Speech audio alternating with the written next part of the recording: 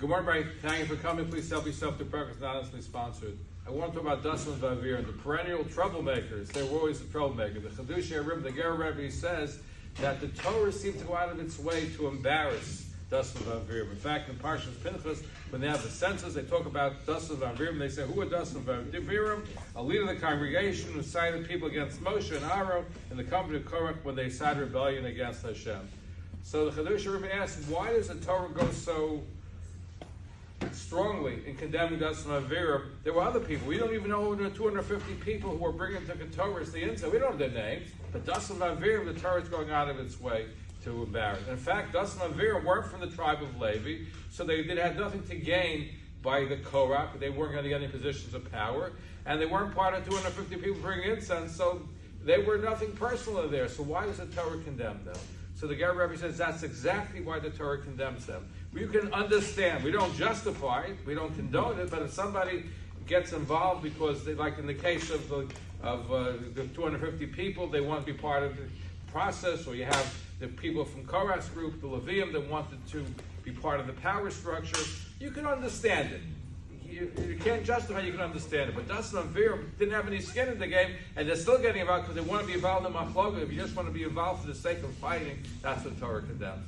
So the Chafetz Chaim was asked to attend a rally where they wanted to excommunicate a certain person, maybe for being heretical. They wanted to get rid of this leader of a group. They wanted to condemn him. So the Chafetz Chaim gets up, because it was a noisy, raucous, gathering, and he speaks, and he gathers calm, and he says that why does Torah call Dasan and Aviram Kriyei Moed Anshe Shem, a leader of the assembly men of renown?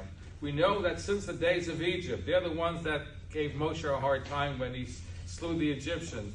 You read the Midrashim, they wanted to stay in Egypt, but the last minute they ended up going to the Yam Suf, and they got spirited across.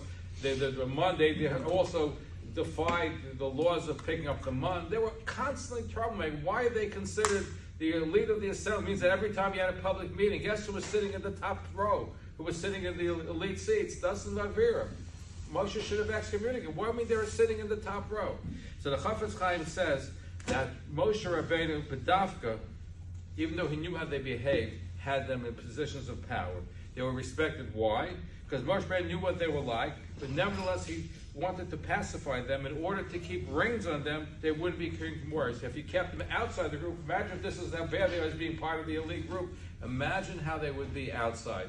I won't compare it, but it comes to mind the old mafia adage, keep your friends close, your enemies closer. Maybe it's part of that, but they probably, Moshe Rabbeinu felt that had they been on the outside, excommunicated, they'd been worse. And that's what the Chafetz Chaim was saying. We're too quick to throw people out. Maybe keeping them within, even though they're not perfect players or bad players, they'd be a lot worse, a lot more damaging if we excommunicated them. Have a wonderful day.